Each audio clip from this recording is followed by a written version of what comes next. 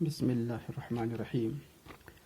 پیارے بچوں، آج ہم پڑھیں گے پروناؤن کے بارے میں۔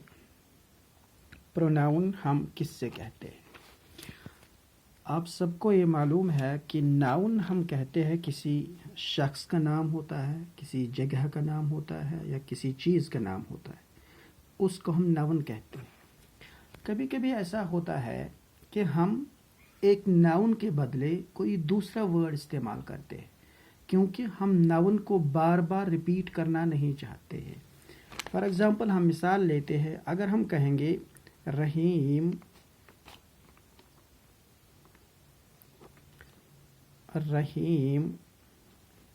از اے گڈ مین، رحیم ایک اچھا آدمی ہے۔ پھر ہمیں اور رحیم کے بارے میں بتانا ہو، اگر ہم کہیں گے رحیم lives in city، کہ رحیم شہر میں رہتا ہے۔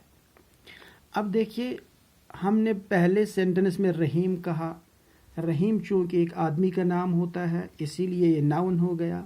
ہم نے دوبارہ اسی رحیم کے بارے میں کچھ کہنا چاہا تو ہم نے پھر رحیم یوز کیا۔ اب ایسا ہوتا ہے کبھی ہم اس رحیم ناؤن کے بدلے کبھی دوسرا ورڈ استعمال کرتے ہیں۔ مثلا ہم کہیں گے ہی لیوز، ہمیں کہنا چاہیے تھا رحیم لیوز، لیکن ہم نے رحیم کو سکپ کیا اور اس کے بدلے ہم نے ہی لایا۔ گویا رحیم کے بدلے ہم نے ہی لایا۔ یہ جو ہی ہے، یہ چونکہ ہم نے ناؤن کے بدلے میں یوز کیا، اس لیے اس کو ہم پروناؤن کہتے ہیں۔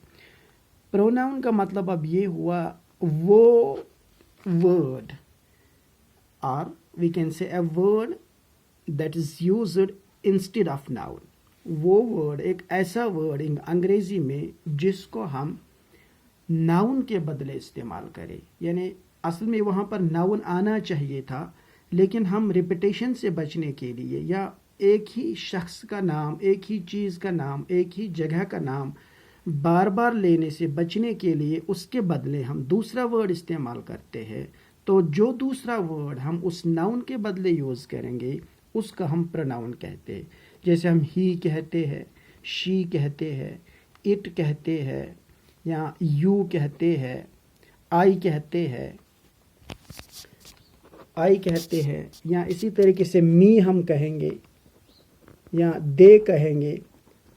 تو جو ورڈ کسی ایسا ورڈ جو کسی ناؤن کے بدلے ہم یوز کریں گے، چاہے ہم انگلش بول رہے ہوں، لکھ رہے ہوں، تو اس صورت میں جو ورڈ ہم نے ناؤن کے بدلے میں یوز کیا ہے اس کو ہم پروناؤن کہتے ہیں۔